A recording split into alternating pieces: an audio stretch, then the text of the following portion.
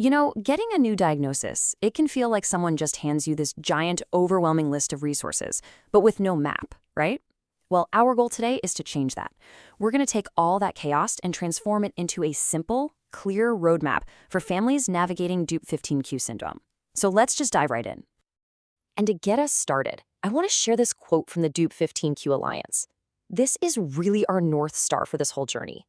It's not just about finding information. It's about empowerment, support, and advocacy. This is our hopeful starting point, and it's a really powerful one. So here's how we're going to do it. This is the roadmap we'll follow together.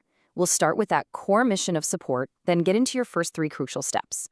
After that, we'll look at planning for the long term, the incredible power of community, and finally, the big one, how to actually find local help, no matter where you live.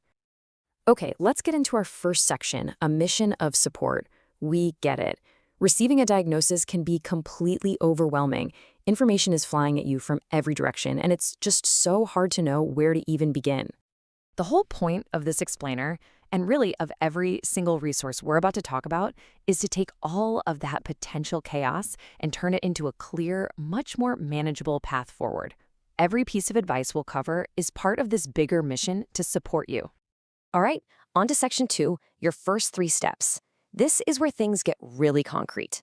We're focusing on the immediate actions you can take to build a solid foundation, like right now. And really, it all boils down to this simple action plan. Step 1, get started with early intervention. Step 2, start building your team of specialists. And step 3, and trust me, this one is absolutely crucial, connect with other families who just get it. So what even is early intervention? Well, these are state-run programs that provide therapies and all kinds of support, starting right from birth. The names can be a little different everywhere you go, like if you're in Alaska, it's called the Infant Learning Program. But pretty much every state has one. You just have to find out what it's called where you are.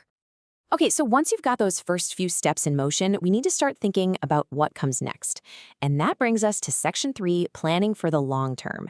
Because as your child grows, their needs are going to change. And this part of the roadmap is all about helping you navigate that path. Long-term support really rests on these 4 main pillars. You've got special education, which includes things like IEPs. Then there are speech therapy services, assistive technology to help with daily life, and looking even further down the road, vocational rehabilitation. Honestly, just knowing these categories exist is a huge step in the right direction. Now, we've talked about all these official systems, but there's something else that is just as essential, and maybe even more enriching. So let's jump into section 4, the power of community. You are not alone in this. And just look at the ecosystem of support that's out there for you. You've got parent training centers, advocacy organizations that are literally fighting for your rights, mental health alliances, and, of course, those parent networks, which make up the biggest piece of the pie. It's a whole community of people ready to help. Because what these groups offer is something you can't get anywhere else. They connect you with your peers, with people who are living the same experience and who understand the journey from the inside out. And let me tell you, that kind of connection, it's just priceless. All right, so we've seen all the types of support that exist. Now for the million-dollar question, how do you actually find them? This brings us to our last section, how to find local help. Think of this as your key to unlocking all this support, no matter where you are in the US.